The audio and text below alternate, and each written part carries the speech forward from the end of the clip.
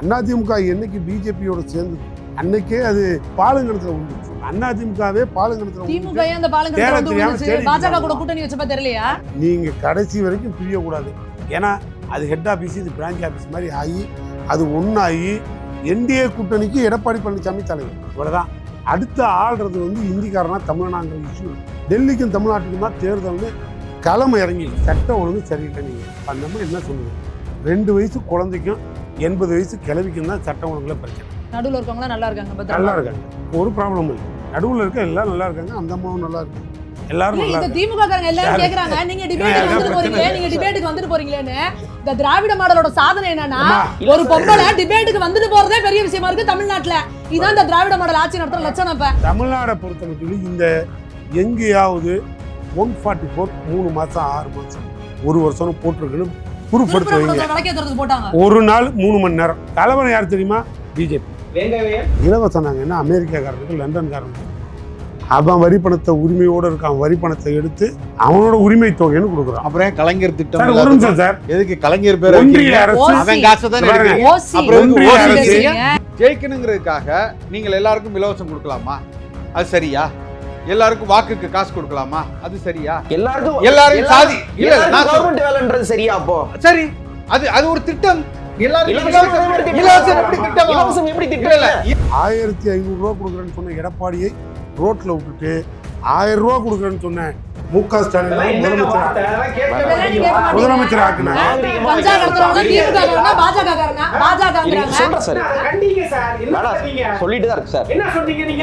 மாற்றெல்லாம் தேட ஆரம்பிச்சிட்டாங்க. மாற்றணும் தமிழ்நாட்டு ஆட்சியை. இந்த கிராமங்கள்ல, நகரத்துல மட்டும் இல்ல, கிராமங்கள்ல முதல்ல இளைஞர்கள் மட்டும் வர்றாங்கன்னு சொன்னதை, பிறகு பெண்களும் வர்றாங்கன்னு சொன்னதை ஊரடைக்க நாங்க விஜய்க்கு ஓட்டு போடுறோம்னு பேசுறாங்க.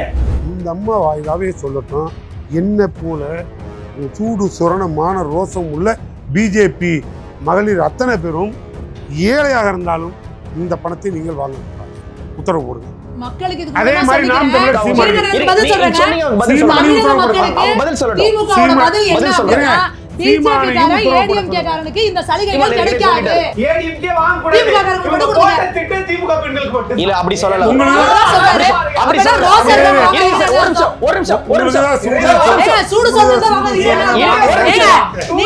அனைத்து மக்களுக்குமான முதல்வர் கிடையாதா?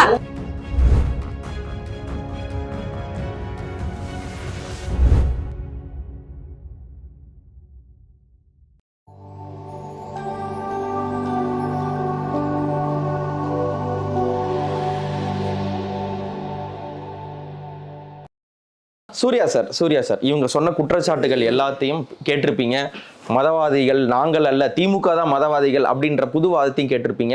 இலவசங்கள், மத அரசியல், திமுக எப்படி எதிர்கொள்ள போகிறது, எதை நோக்கி நகர்கிறது 2026?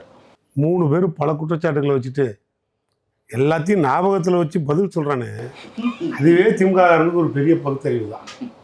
என்ன கண்ணு, முதல்ல அவர் ஒரு பல கருத்துக்களை சொன்னார், குறுக்கிட்டு பதில் சொல்லலான்னா அதுக்கு வாய்ப்பே கிடையாது. ஏன்னா அதுக்கு சாம மழை பெஞ்சிட்டே இருந்தது, அது நிற்கலை. அதனால் அதில் என்ன சொன்னாருங்கிறத நானும் ஆய்வு பண்ணி பார்க்குறதுக்கு கூட எங்கள் அக்னீஸ்வரம் உள்ளே புகுந்து அதுக்கு உண்டான பதிலெல்லாம் அவர் சொல்லிட்டு போயிட்டார். ஏன்னா 2 பேரும் உலக நாடு லெவலில் துபாய்க்கும் சிங்கப்பூருக்கும் டிஸ்கஸ் பண்ணி கடைசியில் இஸ்ரேல் பஞ்சாயத்தும் ஈரான் பிரச்சனையும் முடிச்சுடுவாங்கன்னு பார்த்தேன். 2 பேரும் முடிச்ச பாடு இல்லை, அது எங்கெங்கேயோ போயிடுச்சு. அதனால் எனக்கு அதில் ஒன்றும் கேள்வி புரியலை.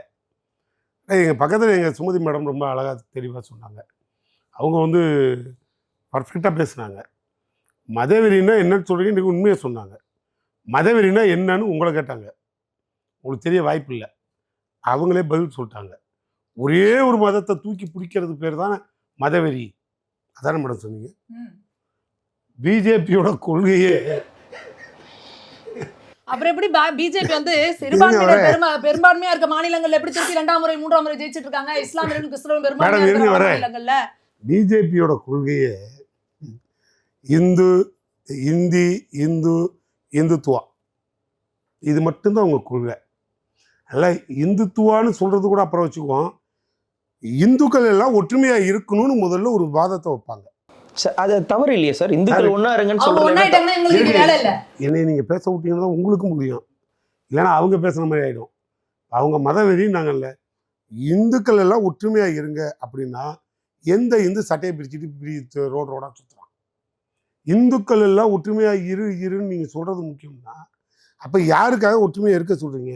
மற்ற மதத்துக்காரனால ஒரு ஆபத்து வருது, மற்ற மதத்துக்காரனை இங்கே இருக்கக்கூடாது, மற்ற மதத்துக்காரனுக்கு இங்கே ஒரு எம்பி சீட் கூட கொடுக்க மாட்டோம், மற்ற மதமே இந்த நாட்டில் இருக்கக்கூடாது, உனக்குன்னு ஒதுக்கின பாகிஸ்தானுக்கு ஓடு, உனக்குன்னு ஒதுக்கின இஸ்ரேலுக்கு ஓடு, இப்படியெல்லாம் ஒரு மதவெறியோட பார்லிமெண்ட்டையே ஒரு மதத்துக்காக முஸ்லீம் மதத்துக்காகவே சட்டம் இயற்றி அந்த மதத்தை அப்புறப்படுத்துறதுக்காகவே திட்டங்கள் தீட்டி இப்படி எப்படி யாரு முஸ்லிம்களை அப்புறப்படுத்துறாங்க சொல்லுங்க? பொய்யே பேசுறாங்க இப்ப பாருங்க. முத்தலாக்கு ஏங்க பொய்யா? முடியும்.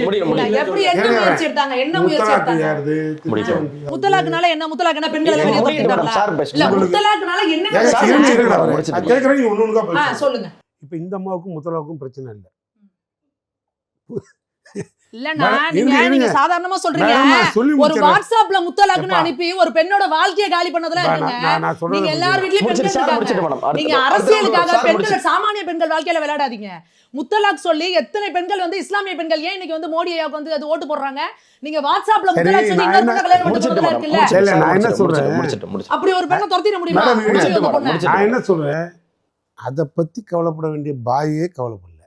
அப்ப இதுதாங்க மதவாதம். இந்தியால இருக்க எல்லா சிட்டிசனுக்கும் நியாயம் கிடைக்கணும், நன்மை கிடைக்கணும்ல.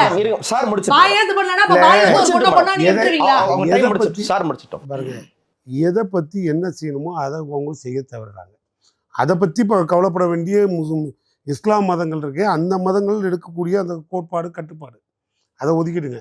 உங்களை யார் அந்த மதத்துக்காக, நீங்க யாரு இந்துக்கள் ரெண்டாவது கல்யாணம் பண்ணிக்க முடியுமா? இந்துக்கள் 4 கல்யாணம் பண்ணிக்க முடியுமா? சொல்லுங்க.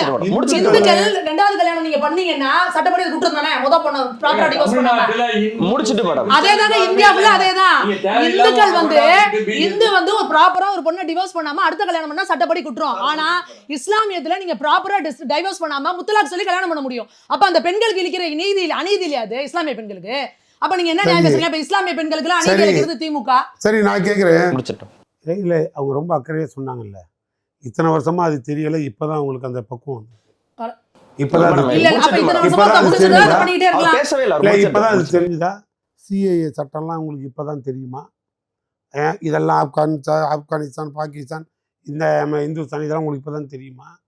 இதெல்லாம் வந்து விட்டுருங்க. இவங்க வந்து திமுக தீய சக்தின்னு சொன்னாங்க, பிஜேபி தூய சக்தி, நீங்க ஆன்மீக கடவுள், ஆன்மீக கடவுள். இப்ப இவங்களே சொன்னாங்க தூய சக்தி, தீய சக்திக்கும் தூய சக்திக்கும் தான் போறாங்க. ரொம்ப தூய சக்தி ஆன்மீகம் எதுக்கு சார்? உங்களுக்கு என்ன இப்ப பிரச்சனை? நீங்க உங்க டியூட்டியை நீங்க பாருங்க. நாங்க என்ன சொல்றோம், உங்களோட தூய சக்தியை கொண்டு வந்து தமிழ்நாட்டில் வச்சு இது வரைக்கும் உங்களால தன்னிச்சையா இந்த மக்களுக்கு ஏதேனும் ஒரு புரிதலை கொடுக்க முடியுதா? உங்க மேல யாருக்காவது நம்பிக்கை இருக்கா? இங்க ஆண்டுகிட்டு இருந்து இப்போ ஒரு 20 வருஷம் 25 வருஷம் ஆண்ட எடப்பாடி பழனிசாமி அந்த கட்சிக்கு அதிமுக திமுக இருந்த அந்த கட்சிக்கு அதிமுக என்னைக்கு பிஜேபியோட சேர்ந்ததோ அன்னைக்கே அது கலைஞர் சொன்ன மாதிரி பழம் நழுவி பாலுங்கலத்தில் விழுது, பழம் நழுவி பாலில் விழுவுல, அது பாலுங்கணத்தில் விழுந்துச்சு. அதிமுகவே பாலுங்கணத்தில் அது தேட தெரியாம தேடுற கட்சியா இருக்கு. இப்போ அதெல்லாம் போய் புதுசா அரசியல் வியூகங்கள் புதுசா இருங்க இல்லைங்க, அது பால், அது பால், அது பால். நீங்க ஒரு டம்ளர் வேணா குடிக்கிறோம் உயிரோட இருப்பீங்க, அதே பக்கத்துல உட்காந்துருக்க பாய்சன் உட்காந்துருக்கு, அது சாரி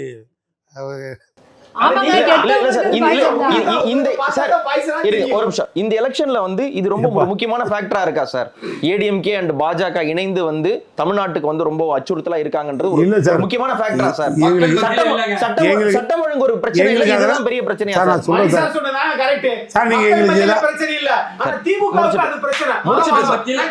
மக்கள் மத்தியில ஏன் இல்ல அக்னி? மதவாதத்தை பத்தி பேசக்கூடிய திமுக ஒரு ஜாதியவாதம்னு சொல்லுமா? ஒரு நிமிஷம்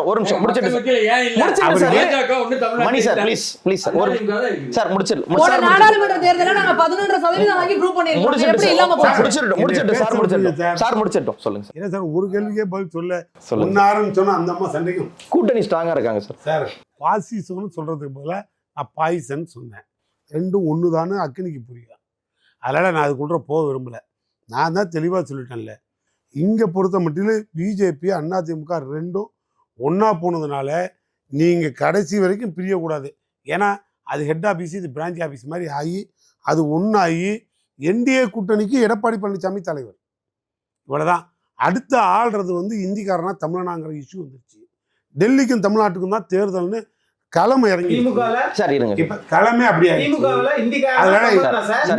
இங்க வந்து தமிழனுக்கும் இந்திக்காரனுக்குங்கிற பிரச்சனையே ரொம்ப ஒரு போஸ்ட் ஒன்று போட்டு இந்தி போஸ்டும் தமிழ்நாடுன்னு போட்டு இங்க தமிழ்நாட்டில் தேர்தல் நடக்கிற அளவுக்கு தமிழ்நாட்டு மக்களுக்கு புரிதல் வந்துருச்சு. இதெல்லாம் ஒரு பக்கம் வச்சுக்கீங்க. இப்ப நீங்க ஒரு நிமிஷம் சட்டம் ஒழுங்கு சரியில்லை, நீங்க சட்டம் ஒழுங்கு தான் வரும். சட்டம் ஒழுங்கு சரியில்லை. நீங்க அந்த அம்மா என்ன சொன்னது, 2 வயசு குழந்தைக்கும் 80 வயசு கிழவிக்கும் தான் சட்டம் ஒழுங்குல பிரச்சனை. நடுவுல இருக்கவங்க நல்லா இருக்காங்க, நல்லா இருக்காங்க, ஒரு ப்ராப்ளமும் இல்லை. இப்போ எது தெளிவாக சொல்லுவோமே, நடுவில் இருக்க எல்லாம் நல்லா இருக்காங்க, அந்த அம்மாவும் நல்லா இருக்கு, எல்லாரும் நல்லா இருக்காங்க. திமுக காரங்க எல்லாரும் கேக்குறாங்க, நீங்க டிபேட்டுக்கு வந்துட்டு போறீங்க, நீங்க டிபேட்டுக்கு வந்துட்டு போறீங்களேன்னு.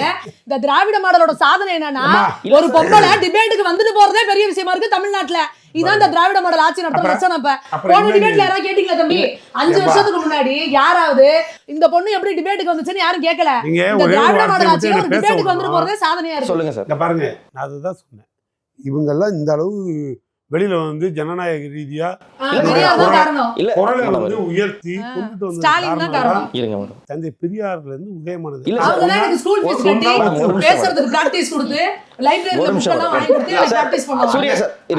சூர்யா சார், இப்ப இது எல்லாமே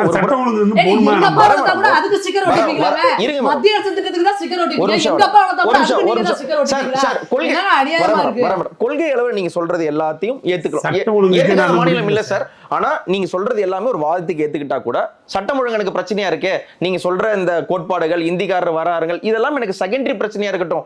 எனக்கு அச்சுறுத்தல் வெளியில இருக்கு, எனக்கு வந்து விலைவாசி பிரச்சனை இருக்கு, எனக்கு யாராவது என்னை தீங்கு செஞ்சிருவாங்களோன்னு ஒரு அச்சம் இருக்கு, பாலியல் வல்லுறவு நடந்துருமோன்னு பயம் இருக்கு, கொலை நடந்துருமோன்னு பயம் இருக்கு, அப்படின்னு இமிடியேட் த்ரெட் டு லைஃப் இருக்கு அப்படின்னு அவங்க சொல்றத முடிச்சிடணும். அப்படி சொல்றத எனக்கு வந்து இந்திக்காரர்கள் வருகிறார்கள் அப்படின்ற ஒரு வாதத்தை வச்சு கான்செப்ட் வைஸ் பேசுறேன், ஐடியாலஜி பத்தி பேசுறேன். நீங்கள் லோக்கல் பாடியை பற்றி நீங்கள் டீப்பாக என்கிட்ட கேட்கணும்னா டைம் ஒதுக்குங்க, நான் உங்களுக்கு தெளிவாக சொல்கிறேன். சட்டம் ஒழுங்குல அந்த அம்மா சொல்கிறது அத்தனையும் ஒரு லேண்ட் ஆர்டர் இஷ்யூ, அது சாதாரண போலீஸ் ஸ்டேஷனுக்கு வரோம், அவங்களுக்குலாம் சப்ஜெக்ட் கிடைக்கல. அதனால் அவங்க ஒரு கேள்வி கேட்டீங்க, குறுக்கிட்டு ஒரு பதில். நீங்கள் ஏன் வந்து ஊபியோட கம்பேர் பண்ணுறீங்க, பீகாரோட ஒப்பிடுறீங்க, ராஜஸ்தானோட ஒப்பிடுறீங்க, அதெல்லாம் ஒப்பிடாதீங்க. அவங்கெல்லாம் வந்து ரொம்ப மோசமாக இருந்து இப்போ தான் நல்ல நிலைமைக்கு வர்றாங்க. ஆனால் நல்லா இருந்த தமிழ்நாடு இப்போ மோசமான நிலைமைக்கு போகுதுன்னு அவங்க சொன்னாங்க. அப்போ அவங்க ஆள்ற அத்தனை மாநிலமும் அயோக்கியம். தெளிவாக அவங்க தான் சொன்னாங்க, நான் சொல்லல. இந்த அம்மா வாயால தான் வந்தது.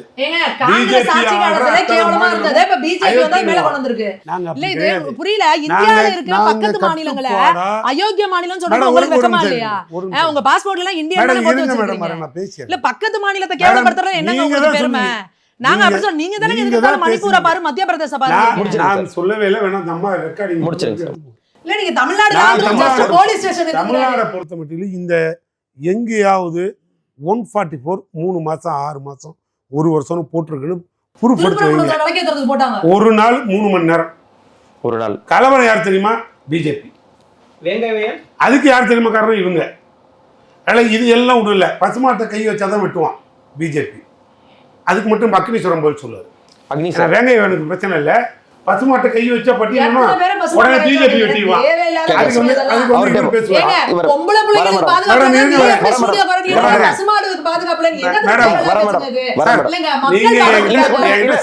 பாதுகாப்பு இல்லைன்ற குற்றச்சாட்டு வந்து திமுக மேல மட்டும் வைக்கிறீங்களா, இல்ல பொள்ளாச்சி வழக்கோட சம்பந்தப்பட்ட பொள்ளாச்சி வழக்கு ஒன்னு சொல்றேன். இந்த தமிழ்நாட்டுல இப்ப 100 நடந்துருக்காது மாதிரி. பொள்ளாச்சி சிபிஐ கொடுத்தாங்கல்ல, பொள்ளாச்சியா சிபிஐ கொடுத்தாங்கல்ல, இன்னைக்கு அண்ணா நகர்ல 10 வயசு உச்சநீதிமன்றத்துக்கு எதுக்கு போகுது தமிழ்நாடு? சார் சொல்லிட்டு முதல்ல நான் சப்ஜெக்ட் முடியல. ஒரே ஒரு கருத்து சொன்னேன், அது வேண்டாம். பொள்ளாச்சி வழக்க சிபிஐக்கு கொடுத்தத முந்தைய அரசு, ஞானசேகரன் வழக்கு ஏன் சிபிஐக்கு கொடுக்கல? அண்ணா நகர்ல 10 வயசு பதில் இந்த கேள்விக்கு பதில் சொல்லட்டும். பதில் சொல்லட்டும் சார். சிபிஐ தீர்ப்பு பதில் சொல்றேன், அவர் பதில் சொல்றாரு. பொள்ளாச்சின்றீங்க, இங்க கிடக்குறதுக்கு வந்து எதுக்கும் தீர்ப்பு சொல்ல மாட்டீங்க. பதில் ஐயா, நான் பதில் சொல்றேன். பதில் சொல்றேங்கிற கேள்வி. கனிமொழி அவங்களுக்கு பதில் பதில் சொல்றேன். கொடுக்க போறேன். அந்த வழக்கு என்ன ஸ்டேட்டஸ் இருக்கு சொல்லுங்க. சொல்றேன். வாபஸ் வாங்கிட்டாங்க. சொல்ல விடுங்க. பாப்பா, சொல்ல விடுங்க. அதுதான் அவர் சொல்ல விடுங்க. அவர் சொல்ல விடுங்க. அதுதான் திமுக மாடல். அவர் 2 கேள்வி கேட்டாரு. அண்ணா நகர் கேஸை ஏன் சிபிஐ கொடுக்கல, பொள்ளாச்சி மட்டும் ஏன் சிபிஐ கொடுத்தீங்க? அண்ணா நகர்ல அண்ணா அண்ணா பல்கலைக்கழகம். பல்கலைக்கழகம். ஆமா. நான் சொல்றேன், அண்ணா பல்கலைக்கழகத்துக்கு அக்யூஸை பிடிச்சோம், அரெஸ்ட் பண்ணோம், இமிடியேட் ரிமாண்டு, எந்த பிரச்சனையும் இல்லை, ஜட்ஜ்மெண்ட் வந்து தீர்ப்பாயும் உள்ள இருக்கான். இல்ல, அடுத்த சார் இப்ப பிடிபட்டாரு. அடுத்த சாரும் அந்த பிடிப்பட்டு சார் யாரு? யார் அரசாங்கம் பேசுற அது சார் வந்துருச்சு. யாரு? ஒரு நான் சார் கேட்குறேன், பாலியல் இது பொள்ளாச்சி வழக்கில் நாங்கள் யாருக்கும் அப்போ இல்லை, நாங்கள் போராளியாக இருந்தோம். கேஸு சிபிஐக்கு மாறிச்சு. மாறின பிறகு சிபிஐ வந்த பிறகுதான் அதிமுககாரன் கைதானான். இல்லைன்னு இப்போ இவரை ப்ரூவ் பண்ண சொல்லு. அப்போ அயோக்கியம் அதிமுககாரன், ஆட்சி நடத்துனது அதிமுக. அப்போ என்ன சார் அர்த்தம்? ஏங்க அண்ணா என்னய்யா இது பேச விட்டாங்கய்யா? CBI கொடுக்கலன்னு கேட்டா அட என்னய்யா? பக்கத்து மாநில அரசு பண்ணா அயோக்கியம். 2 வயசு இந்த பாருங்க. குழந்தை போனது திமுக காரன். முடிச்சிட்டோம். இவங்களுக்கு வந்து பிரச்சனை. பாலியல் சித்திரவதை ரொம்ப பண்றது மேடம். திமுக காரன். முடிச்சிட்டோம். திராவிட முடிச்சிட்டோம் ஆளுநர் மேடம். பேர் வச்சுட்டு கிட்னி 5 திருடுறாங்க. மாசத்துல கேஸ் அவங்க முடிச்சிருட்டும் மேடம். திமுக முடிச்சிட்டு சார். கொடுத்துறாமா? லாஸ்ட் முடிச்சிட்டு. சரி, இந்த சப்ஜெக்ட்லாம் விட்டுருங்க. சட்டம் ஒழுங்குலாம் அது சரியாக இருக்குது, அதெல்லாம் நார்மலாக இருக்குது.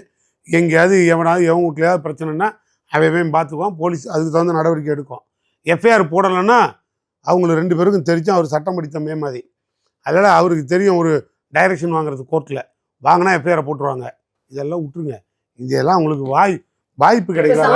கோர்ட்ல போய் டைரக்ஷன் வாங்கி தான் இப்போ அவரு சொன்னார் பாரு, விசாரிச்சு போறாரு. இப்ப அவர் திராவிட அவங்க மாடல். பேசி முடிச்சிட்டு சார். அப்ப சொல்லுங்க அடி சார். சூப்பர். Please sir. அவர் பேசி சொன்னது மட்டும் பதில் சொல்கிறேன். முடிச்சிட்டு சார். last. இலவசத்தை 10 வருஷம் பற்றி ஆள. இருங்க சார். அதனால செத்து போயிரும். முடிச்சிட்டு சார். Please sir. இலவசத்தை பற்றி பேசுனீங்க. இலவசத்தை பற்றி இப்போ அவரு பேசினாரு. நான் அதுக்கு ஒரு ஷார்ட் அண்ட் ஸ்வீட்டாக ஒன்று சொல்லலாம். இலவசம் நாங்கள் என்ன அமெரிக்காக்காரனுக்கு லண்டன்காரனுக்கு கொடுக்குறோம்?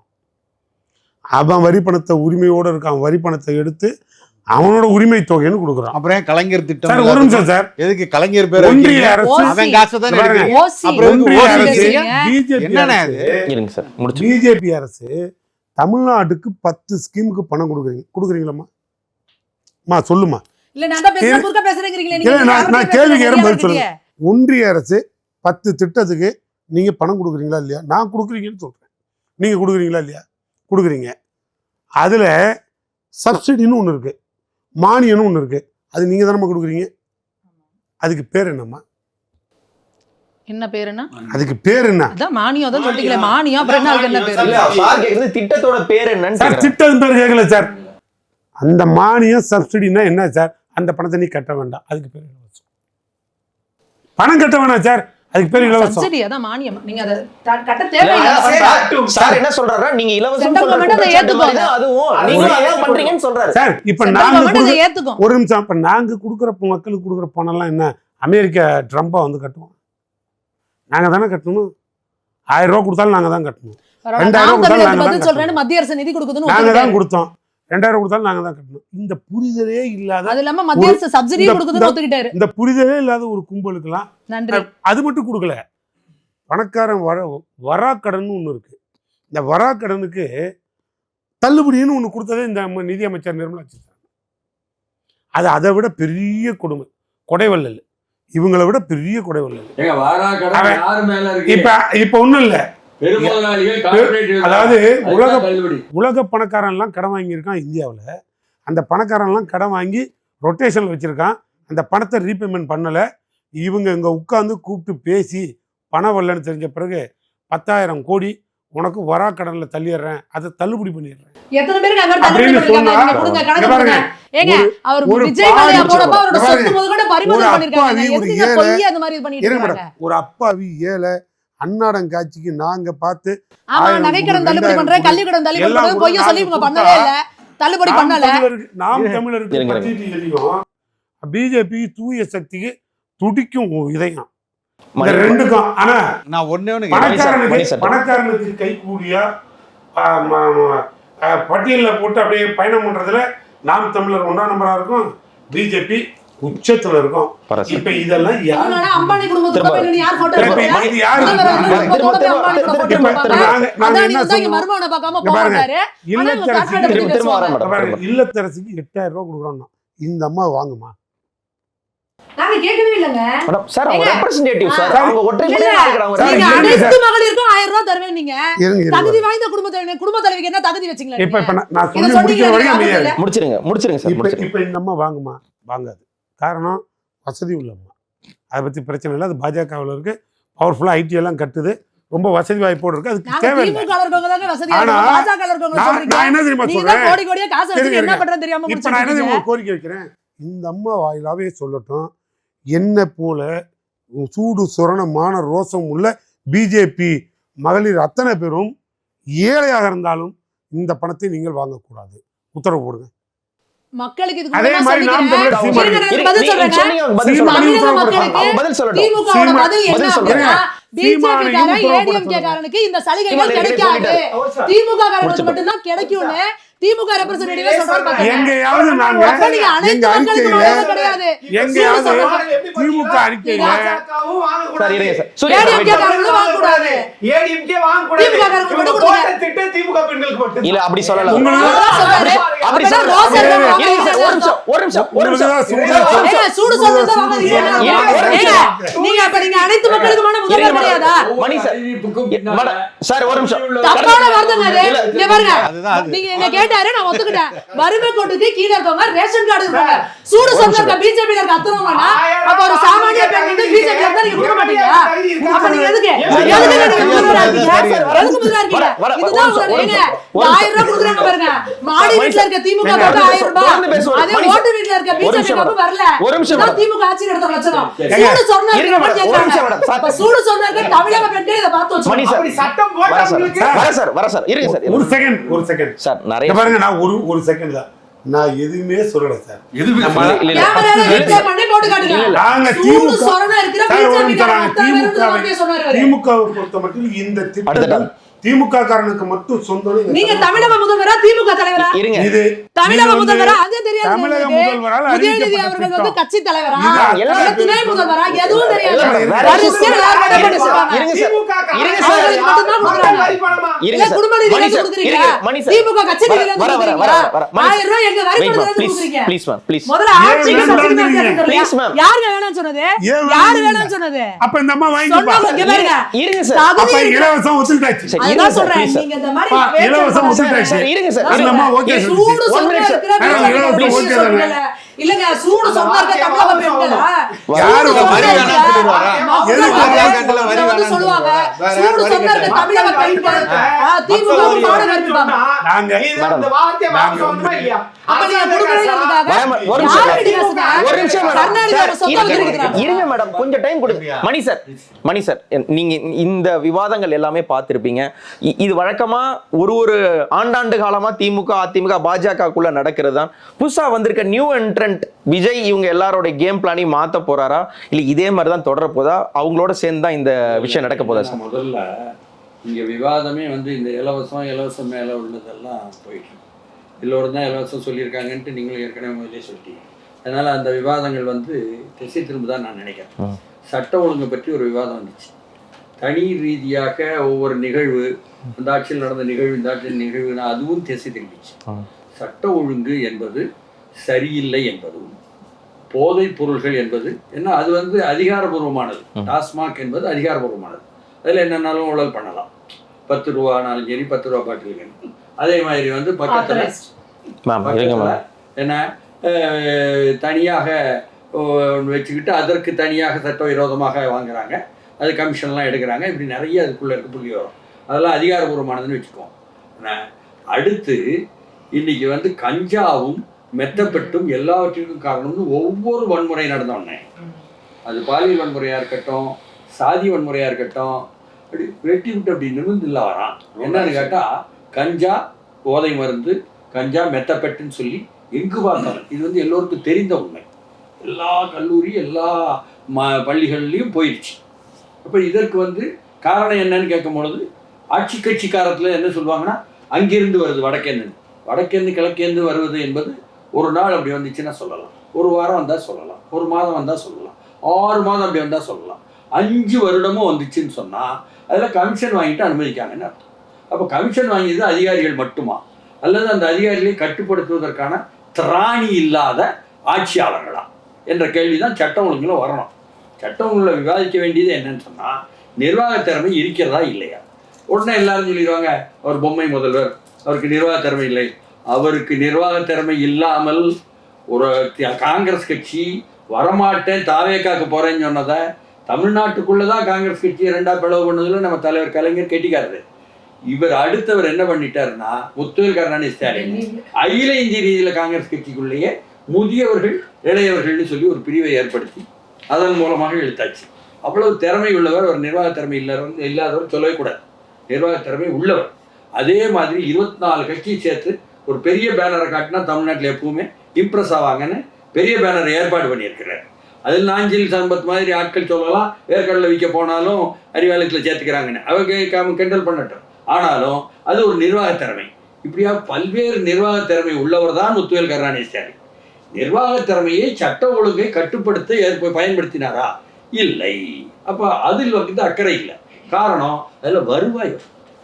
ஒரு கஞ்சா மெத்தப்பட்டா வருவாய் வருது.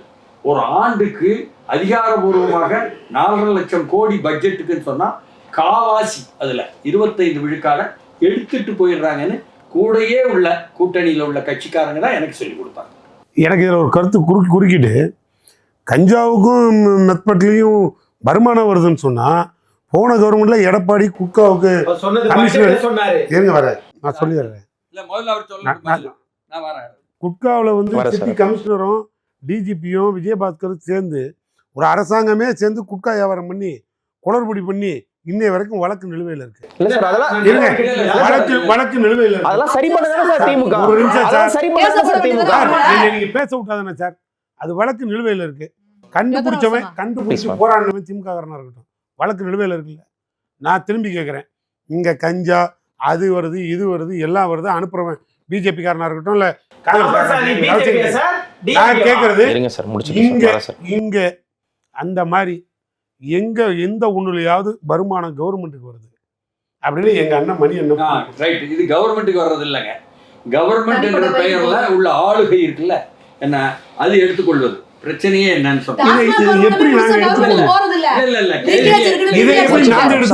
கேள்வியே எங்கேருந்து வருதுன்னா, குட்காவை எடுத்துட்டு போய் எதிர்கட்சி தலைவர் சட்டம் அப்ப எல்லாரும் கேட்டாங்க, நாட்டிலேயே கிடைக்காத சட்டவிரோதமான அந்த குட்காவை உங்களுக்கு மட்டும் எப்படி கிடைச்சிச்சுன்னு. உங்களுக்கு மட்டும் எப்படி கிடைச்சிச்சா, இந்த 5 வருஷம் நிரூபிக்கன்னு சொல்லி போட்டு நிரூபிச்ச மாதிரி இருக்கு. ஏன்னா நாங்க ஏற்பாடெல்லாம் பண்ணினா எங்களுக்கு வர்றது வரும் அப்படின்னு சொல்லி போட்டு. அதனால வருமானத்தை ஈட்டுவது என்பது மட்டும்தான் வாழ்க்கையின் லட்சியம். அதில் ஒரு பகுதியை மக்களுக்கு கொடுப்பது என்பதற்கு பெயரு வாக்காளர் உரிமை தொகை. முதல்ல அதை சொல்லணும். இப்போ வந்து உரிமை தொகை என்ற பெயர் வைக்கிறாங்க. வாக்காளர் உரிமை தொகை வெறும் 1000 ரூபாயை கொடுப்பதற்காக நீங்கள் ஏற்பாடு பண்ணலாம். ஒவ்வொரு வாக்காளருக்கும் உரிமை தொகை 1000 ரூபாய். அதை கொடுப்பதற்காக 4 இலக்கத்தில் கொடுக்க வேண்டும். அதற்காக நாங்கள் வந்து என்ன பாக முகவர்கள் மூலமாக இல்ல சார், இது நீங்க அரசு மேல வைக்கிற குற்றச்சாட்டா இல்ல திமுக அதிமுக தாவேகா மேல வைக்கிற குற்றச்சாட்டா? அண்ணன் சொன்னாரு, அதுல இருந்து வர்றதுல 1/4 மக்களுக்கு எடுத்து கொடுக்கறதான்னு சொன்னா திமுகவுக்கு வந்த வருமானத்திலிருந்து எடுத்து கொடுப்பதா, அரசாங்கத்துக்கு கஞ்சா மூலமா வர்ற வருமானத்திலிருந்து எடுத்து கொடுப்பதா? ஒரு மூத்த பத்திரிகையாளர் எங்க அண்ணன் ஒரு நிமிஷம் வராதுன்னு தெரிஞ்ச பிறகு அதுல இருந்து ஒரு 1/4 எடுத்து உரிமை அதிலும் கருத்து முரண்பாடு எங்க இருந்து அதெல்லாம் திரும்பி வரப்போகுது. மணியண்ணனோட கற்பனைகள் உகந்தான உண்டு.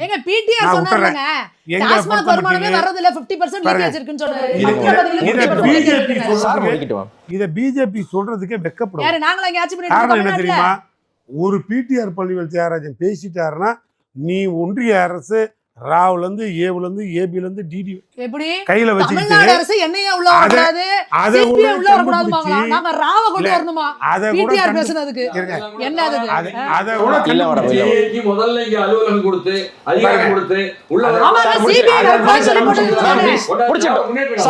ஒரு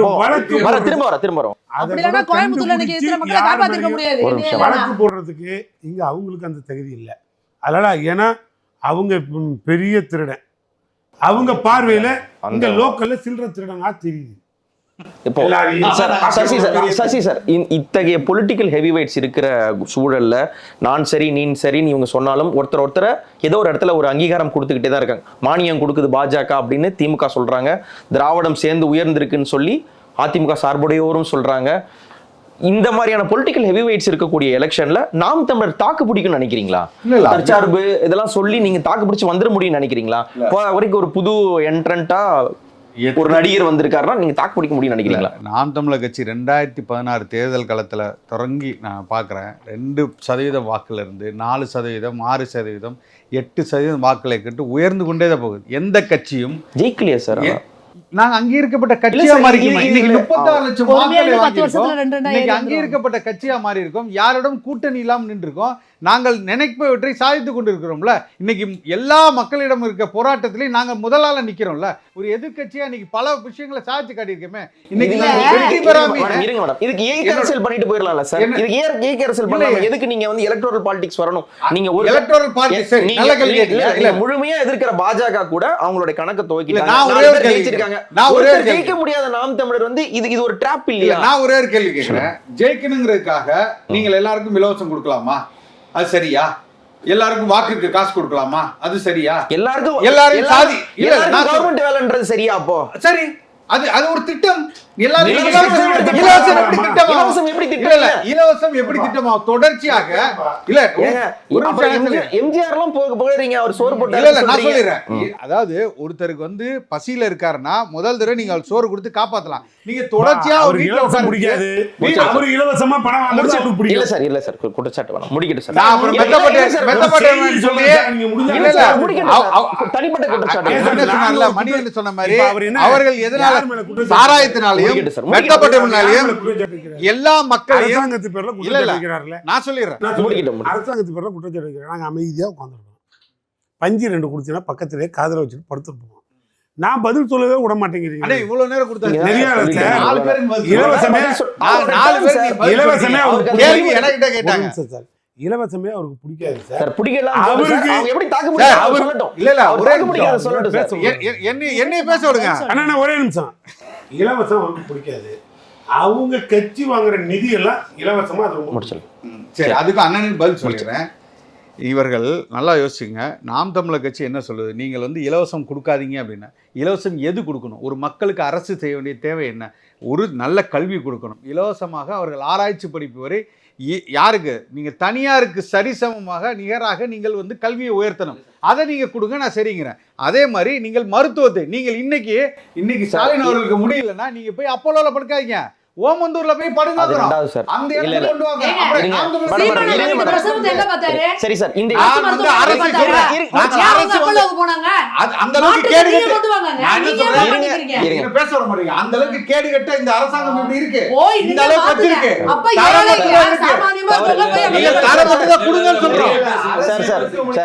நீங்க சொல்லுங்க. இல்ல சார், ஆஸ்பத்திரி வாதம் தவறு சார். ராஜீவ்காந்தி மருத்துவமனையோ என்ன குறைவா இருக்கலாம், தப்பு தப்பா ஒரே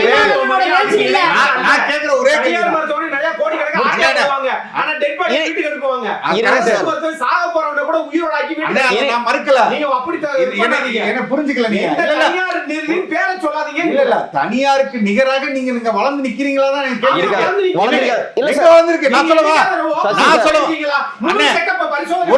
ஒரு நிமிஷம் நான் போயிருக்கேன். நான் அம்மா அங்க அட்மிட் பண்ணிருக்கேன்.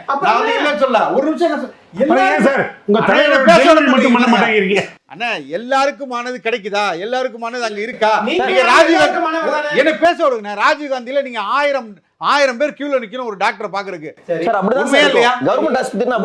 அவர் 2 நாள் அலையணும். ஒரு ஸ்கேன் எடுக்கிறதுக்கு 2 நாள் 3 நாள் அலையணும். அப்புறம் எப்படி சரியா ஒரு சாதாரண மக்கள் அப்போல நீ காசு கொடுத்தா எடுத்துட்டு போறான். அப்ப காசு கொடுத்தா எடுத்துக்குவாங்கன்றதால அங்க போக சொன்னீங்களா? அதாவது நீங்க என்ன உங்களுக்கு புரியல. காசு இருந்தா மட்டும்தான் எல்லாத்துக்கும் மருத்துவம் கிடைக்கும். அதனாலதான் நீங்க அங்க போறீங்க. நான் என்ன சொல்றேன், நாம் தமிழர் கட்சி ஆட்சி அமைந்தவுடன் அரசு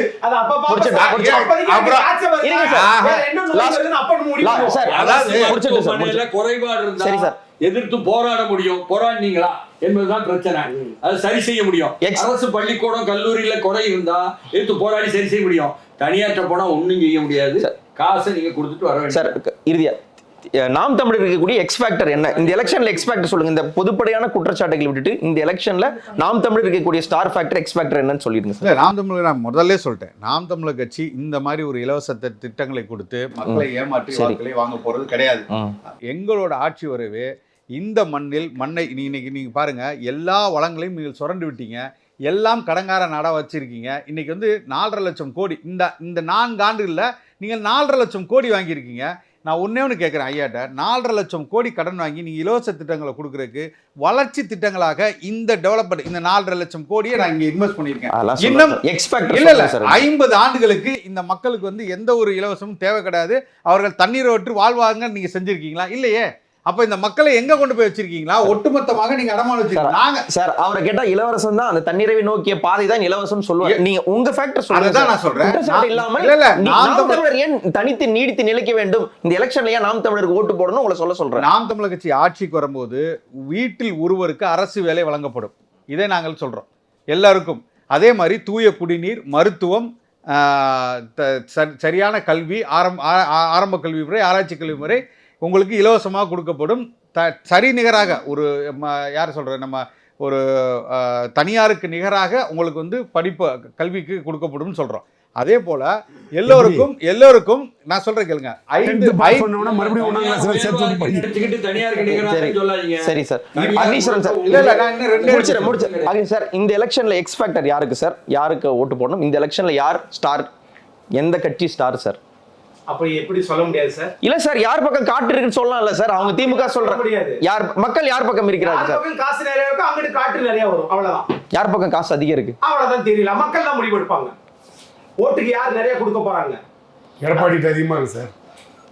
அப்படியா இருக்கு? புரியுதுங்களா? ஒட்டுமொத்த தேர்தலே வந்து ஆனா 5 வருஷத்துல 10,65,000 கோடி கடனை வாங்கி உயர்த்தியது யார் பக்கம் அப்படின்றத இவங்க பாத்துக்கிறட்டும்.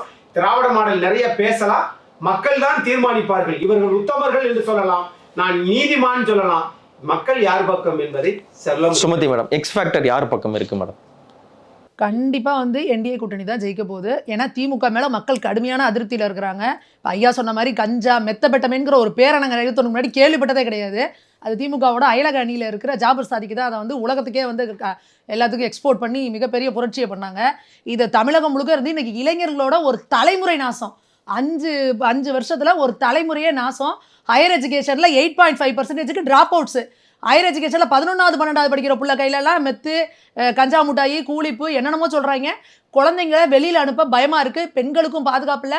இந்த சட்டம் ஒழுங்கு பிரச்சனை, பெண்கள் பிரச்சனை ஏன் இவ்வளோ வருதுன்னா அதுக்கு காரணம் கஞ்சா அடிச்சுட்டா அவனுக்கு வந்து சின்ன குழந்தைக்கு வித்தியாசம் தெரியல, வயசான பாட்டிக்கு வித்தியாசம் தெரியல, பக்கத்து வீட்டு அக்கா, எய்த்து வீட்டு அக்கா, எதுவுமே அவனுக்கு வித்தியாசம் தெரியல. அவன் ஒரு மிருக மாதிரி ஒரு ரேஞ்சுக்கு போயிட்டு இருக்கான். இன்னும் சொல்ல போனால் காவல்துறையினரை தாக்குற வீடியோக்கள் எத்தனை வந்துட்டு இருக்குன்னு நம்ம பார்க்குறோம். ஒரு போலீஸ்காரனை பார்த்தா, ஒரு சின்ன கான்ஸ்டபிளை பார்த்தா எல்லாரோடையும் பயப்படுவாங்க. அவன் எஸ்ஐயா இருந்தால் கூட எய்த்துட்டு அடிக்கிறான்னா அவனுக்கு உள்ள போயிருக்க கஞ்சா அந்த வேலை பார்க்குது. அப்போ இன்னைக்கு இந்த சட்டம் ஒழுங்கு பிரச்சனைங்கிறது இன்னைக்கு மிக பெரும் பிரச்சனையாக மக்களுக்கு முன்னாடி பெரிய தலைவலி இருக்கு. இதை தாண்டி ஒரு பக்கம் லஞ்சம், ஊழல் அப்படிங்கிறது கணக்கு இல்லாம போயிட்டு இருக்கு. அரசு பணிகளுக்கெல்லாம் லஞ்சம் வாங்குறது. ஏன் இன்னும் நேரு அவர்கள் மேல எஃப்ஐஆர் போடலன்னு நீதிமன்றம் கேள்வி கேட்டிருக்கு. இப்போ வரைக்கும் அதுக்கு பதில் இல்லை. பொறுப்பு டிஜிபி நெஞ்ச பிடிச்சிட்டு போயிட்டு இன்னொரு பொறுப்பு டிஜிபி, அதுக்கு பொறுப்பா இன்னொரு பொறுப்பு டிஜிபியை போட்டிருக்கிறாங்க. இந்த மாதிரி வரலாற்று சிறப்பு மிக்க சாதனைகள் பண்றது. அடுத்ததா இந்த உரிமை தொகை பேரு மட்டும் வண்ணமா வச்சுக்குவாங்க, உரிமை தொகை விடியல் பயணம்னு. ஆனா அந்த பயனாளிகளை உச்சபட்சமா வந்து ஒரு கேவலமா நடத்துறது, பேசுறது அப்படிங்கிறது வந்து திமுக நிர்வாகிகள் தொடர்ந்து செஞ்சுட்டு இருக்கிறாங்க. ஓசி பயணம் அப்படிங்கிறது 1000 ரூபாய் வாங்கினா பவுடர் பூசிக்கிட்டியா பளபளங்கிறது, 1000 ரூபாய் வாங்கினா நீரி உனக்கு 1000 ரூபாய், உங்க அம்மாவுக்கு 1000 ரூபாய் ரீசார்ஜ் பண்ணி எவங்கிட்ட வேணாலும் பேசு அப்படிங்கிறது. இந்த மாதிரி இந்த பணம் கொடுக்குற பணத்துக்கு அந்த பயனாளிகளை ஒரு கேவலமா உச்சபட்ச உதாசீனத்தோட நடத்துறது அப்படிங்கிறது வந்து இந்த திமுக இந்த ஆட்சியில ரொம்ப பெரிய லெவல்ல பண்ணியிருக்காங்க. இது சாமானிய மக்களை கடுமையா பாதிச்சிருக்கு. இந்த முறை திமுக பல இடங்கள்ல பாருங்க ஓட்டு கேட்டு களத்துக்கு போறதே திமுகவுக்கு மிகப்பெரிய சேலஞ்சா இருக்கும் இந்த முறை. சூர்யா சார், எக்ஸ் ஃபேக்டர் யார் பக்கம் இருக்கிறது சார்? இந்த குற்றச்சாட்டுகளை எல்லாம் தாண்டி திமுக மீண்டும் வருவதற்கான வாய்ப்புகள் இருக்கா? இல்லை திமுகவுக்கு இருக்கக்கூடிய அந்த எக்ஸ் ஃபேக்டர் என்ன சார்? எங்களோட நிலைப்பாடு வந்து சார், கொடுத்த நல்ல திட்டங்கள் தொடரணும்னு மக்கள் விரும்புகிறாங்க. அந்த திட்டங்கள் மட்டும் மக்கள்கிட்ட பேச்சுவார்த்தையில் பேசும் பொருளாக இருக்குது. அதனால் அந்த பேசும் பொருள் தான் இது இந்த தேர்தலில் ஒரு நல்ல தீர்ப்பு கொடுக்கும். அதனால் இவங்க சொல்கிற மாதிரி இந்த போதை வசதி போகிறது வர்றதுக்கெல்லாம் இப்போ நாங்கள் ஒரு பாலிசி வேறு கொடுத்துருக்கோம். இப்போ எங்கள் தேர்தல் வாக்குறுதியில் ஒரு வாக்குறுதி கொடுத்துருக்கோம். எந்தெந்த ஊரில் எந்தெந்த குற்றங்கள் நடக்குதோ அந்த குற்றத்துக்கு உரியவர்களை அடையாளம் காட்டக்கூடிய நபருக்கு உரிய அவங்களே தகவலை சன்மானம் முடிச்சிட்டு மேடம். அவர் நீங்க சொல்லும் சொல்லும்போது பேசணும். அவர் பேச பேசட்டும் மேடம். நீங்க பேசும்போது இடைமறிக்கல. அவர் அப்படின்னு பேசட்டும். ஒரு ஸ்கீமை கொடுத்துருக்கோம். அதனால எங்க காக்காவை தொட்டா அண்டங்காக்காவை கோவப்படுற மாதிரி அந்த திட்டத்தை நான் சொன்ன உடனே எங்க மேடத்துக்கு அவ்வளவு கோவம் நிறைவேத்துறீங்க. நாங்க ஏங்க கவலைப்பட எங்க போறோம்? மேடத்துக்கு அவ்வளவு கோவம் வருது. காரணம் தம்பி, என்னன்னா ஒரு 3 பசங்க திருத்தணியில செத்து போனாங்க. இல்லையா? இந்த மட்டும் அவர் சொல்லுங்க. முடிச்சிட்டு மேடம். திருத்தணியில அவர் ஒரு பேசட்டும் இளைஞரை மேடம். வெட்டி கொன்னாங்க. எதுக்கு தெரியுமா? கள்ளச்சாராயம் விக்குது. அவர் கஞ்சா டைம் விக்கிற முடிச்சு. தகவலை போலீஸ் கொடுத்து யார் தகவல் நீங்க கொடுத்தாங்க? பேசும்போது இடைமறிக்கல இந்த மாதிரி மேடம். அதெல்லாம் அவருக்கு பண்ணிட்டு வாய்ப்பு உங்களை நம்பி யார் பதில் கொடுங்க. அவர் பண்ணுவாங்க? பேசட்டும் மேடம். ப்ளீஸ் அவர் பேச. நான் திரும்பி நான் ஒன்று அதை திருப்பி கூட சொல்ல விரும்புகிறேன். ஒரு வரையில கூட முடிச்சுக்கிறேன். நான் சொன்னது எவன் தப்பு பண்ணுறானோ அவனை காட்டி கொடுக்குறவனுக்கு இல்லை அவனை அந்த உண்மையை வெளிப்படுத்துகிறவனுக்கு உரிய சன்மானம் வழங்கப்படணும்னு ஒரு வாக்குறுதி கொடுக்குறோன்னா எங்கள் மேடத்துக்கு கொந்தளிப்பு கோபமாக வந்தது. எவெல்லாம் எங்கெங்கெல்லாம் என்னென்ன தப்பு பண்ணுறானோ அடுத்த கவர்மெண்ட் வந்ததுன்னா இதே திராவிட மாடல் ஆட்சியில் 2.0 கம்ப்ளீட்டாக அந்த குற்றங்களுக்கெல்லாம் முற்றுப்புள்ளியே அவரே வச்சிருவார். அப்ப அண்ணன் திமுக சொன்ன மாதிரி இருக்க மாட்டாங்க. தன்னிகர் இல்லாத ஒரு Please, திறமைசாலியான முதலமைச்சர், நம்பிக்கைக்குரியவருங்கிறதுனால நாட்டு மக்களுக்கு அவர் மேலே நம்பிக்கை இருக்குது. 1500 ரூபா கொடுக்குறேன்னு சொன்ன எடப்பாடியை ரோட்டில் விட்டுட்டு 1000 ரூபா கொடுக்குறேன்னு சொன்ன மு.க. ஸ்டாலின் முதலமைச்சர் ஆக்குனாங்க. கஞ்சா கடத்துறவங்க திமுக காரனா, பாஜக காரனா? பாஜக காரங்க. சொல்றேன் சார். கண்டிங்க சார். என்ன மேடம், சொன்னீங்க? சொல்லிட்டு தான் இருக்கு சார். என்ன சொன்னீங்க நீங்க? நீங்க என்ன சொன்னீங்க? ரோட்ல விட்டாருன்னு சொல்றாரு, நீ பேசாம கண்டிக்கிறேன்றீங்க. சார் நீங்க முடிங்க. ஒரு முன்னாள் நான் திரும்பியும் முதலமைச்சர், சொல்றேன். தமிழ்நாட்டுடைய எதிர்க்கட்சி தலைவர். இவருக்கு ஒன்றும் பிரச்சனை வராது. 1500 ரூபா உங்களால நாட்டுக்கே பிரச்சனை. இந்த ஆட்சி தான் இந்த இப்படி பேசுறாங்க தான் நாட்டுக்கே பிரச்சனை. இருப்பான முடிச்சிருங்க சார். முடிச்சிருங்க. அவங்களோட இதெல்லாம் பாலிச்சலாக சொல்லிக்கிட்டே தான் வந்தாங்க. இதெல்லாம் தொடர்ந்து அத்தனை தேர்தலையும் திமுக தான் ஜெயிக்குது. ஆள வேண்டிய முதல்வர் யாருன்னு தமிழ்நாடு அடையாளம் வரலாறு தோற்றமே இல்லாத மாதிரி பார்த்து பேசிட்டு இருக்காங்க. அதில் ஒன்றும் தமிழக நீங்க ஒன்றும் வரலாறு கவலைப்பட திமுக வேண்டாம். தோற்றமே இல்லாத மாதிரி பேசிட்டு இங்க இருக்காங்க. பிஜேபியை பொறுத்த மட்டில் 2 திராவிட குதிரையில ஒன்றில் ஏறினாதான் கோட்டைக்கு வரும். இல்லைன்னா அது நேராக கண்ணமாப்பேட்டை சுடுகாட்டில் தான் அடக்கும். சார் வாங்க பாப்போம். இவரு- திமுக இல்ல சார். போற கதை இல்ல சார். இதெல்லாம் சின்ன வார்த்தை சார். அவ சூப்பர் சார். இல்ல அழகா கை தட்டுங்க சார். என்ன சார்? மணி சார். மணி சார். அது என்டிஏன்னு சொன்னாங்க, எனக்கு புரியல ஆங்கில வார்த்தை. அதிமுக கூட்டணின்னு ஒன்று இங்கே இருக்குன்னு தெரியும் எனக்கு. என்ன திமுக அதிமுக கூட்டணி தான். அது கூட திமுக இந்திய தலைவர் நமது முதல்வர் வந்து என்டிஏக்கு இது டெல்லிக்கும் தமிழ்நாட்டுக்குன்னு சொல்வதெல்லாம் பொருத்தமற்றதுன்னு விஜய் சொன்ன மாதிரி தான் எனக்கும் புரிஞ்சிச்சு. திமுக கூட்டணி அதிமுக கூட்டணி சரி. அதில் என்ன இப்போ எது தலையாய நிற்கிது என்று சொல்லும் பொழுது மிக அழகாக திமுக பக்கத்துல இருந்து சொல்லிட்டாங்க. தேர்தல் அறிக்கையில் சட்டம் ஒழுங்கு சுத்தமாக கெட்டுப்போச்சு என்பதை ஒப்புக்கொண்டு வைகோ தொடங்கிய போதை மருந்துகள் தமிழ்நாடு எங்கும் நடமாடுவதை நிறுத்துவதற்கான பேரணியை தொடங்கி வைத்து தமிழ்நாடு எங்கும் போதை மருந்து இருக்கு என்று ஒப்புக்கொண்ட முதல்வர், செயல் மூலம் தானே ஒப்புக்கொண்ட முதல்வர் அதற்கு தீர்வுக்கு ஒரே வழியாக அதை வந்து காட்டி கொடுக்குறவங்களுக்கு காசு கொடுக்குறோம், எல்லாமே காசு காசு காசு என்று சிந்திக்கக்கூடிய ஒரு வணிக தன்மை. கலைஞர் காலத்தில் வந்து அரசியல் தலைமை இருந்துச்சு, இப்போ வணிகத்தன்மை இருக்கு என்பதா எனக்கு புரியுது. அதனால அப்படி சிந்திக்கிறாங்க.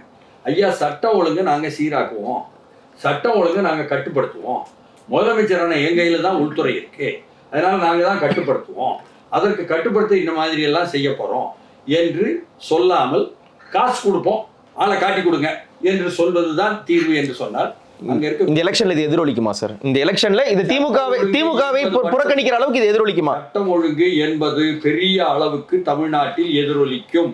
அதுதான் இங்களும் பேசப்படுகிறது. திமுகவை புறக்கணிக்கிற அளவுக்கு எதிரொலிக்குமா சார்? மாற்றெல்லாம் தேட ஆரம்பிச்சிட்டாங்க. மாற்றணும் தமிழ்நாட்டு ஆட்சியை.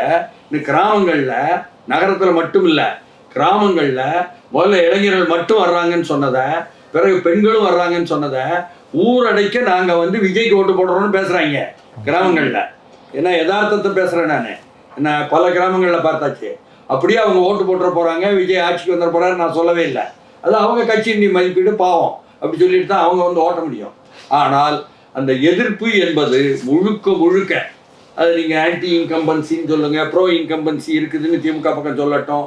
ஏன்னா இந்த உரிமை தொகையெல்லாம் கொடுத்தது மற்றது எல்லாம் பெண்கள் மத்தியில் கிராமத்தில் அதிருப்தி இல்லை அரசாங்கத்தின் மீது என்ற பொருளாதார ரீதியாக ஒரு உண்மை இருக்கிறது. அதையும் மீறி இந்த சட்ட ஒழுங்கு கெட்டுப்போனது என்பது இந்த ஆட்சிக்கு எதிராகவே ஒரு பெரிய அலை வீசிக்கொண்டிருக்கிறது. இப்போ வேட்பாளர்கள் போட்ட உடனே அதுவும் சேர்ந்து என்ன கான்கிரீட்டான சில விஷயங்கள் வந்து முன்ன போய்கிட்டு இருக்கு. இதுதான் யதார்த்தமாக இருக்கக்கூடிய பிக்சர். இந்த படப்பிடிப்பு எங்கே போகும் என்பதை இன்னமும் ஒவ்வொரு வாரமும் பார்க்கணும்.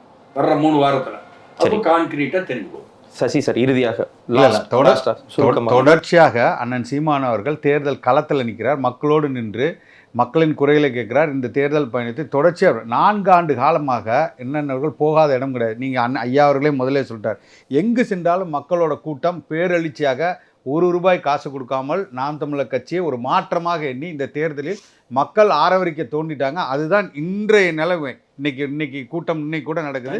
இன்னைக்கு வேட்பாளர் அதை தான் சொல்கிறேன். நன்றிங்க. அந்த அளவுக்கு இன்னைக்கு மக்கள் எதிர்பார்க்கக்கூடிய கட்சியாக நாம் தமிழர் கட்சி வளர்ந்திருக்கு. இந்த தேர்தல் 2000 தேர்தல் இதற்கான மாற்றத்துக்காக அமையும். நாங்கள் சட்டமன்றம் செல்வது உறுதி, இந்த ஆட்சியை பிடிப்பது உறுதி, அதில் மாற்று கருத்து. நன்றி. அரசியல் களம் மிகுந்த பரபரப்போடு மட்டுமல்லாமல் மிகுந்த சூடாகவும் ஆரம்பித்திருக்கிறது. இந்த அரசியல் களம் எப்படி போகிறது, அவங்க சொன்னது போல் யார் ஆட்சியை பிடிக்கிறார்கள், யாரை நிராகரிக்கிறார்கள், தமிழக மக்கள் யார் பக்கம் நிற்கிறார்கள் என்பது இனிவரும் காலங்கள் தெரிந்துவிடும். பங்கேற்ற அனைவருக்கும் மிக்க நன்றி. நன்றி.